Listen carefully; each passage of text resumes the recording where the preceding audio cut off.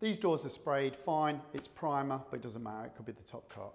The point here is, how do we deal with this edge and up to the doorstop? For us, we have a lot of people saying mask this, mask that. You can, I'm not saying you can't, it's just a lot more time, product, etc. When you start spraying, you think you have to spray everything. But what have you done up till today? If you're starting today spraying, what did you do for the past 10, 15, 20 years? The point is, you've got a good result, all right? Guys, I asked how you paint it. I didn't ask how you spray it. I asked how you paint it. Brush, mini roller, brush. 80-20 rule.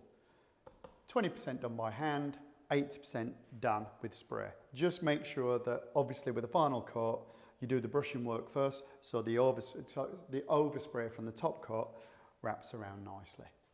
Don't make it complicated, guys, seriously. 80-20 rule. 80% is sprayed, 20% brushed.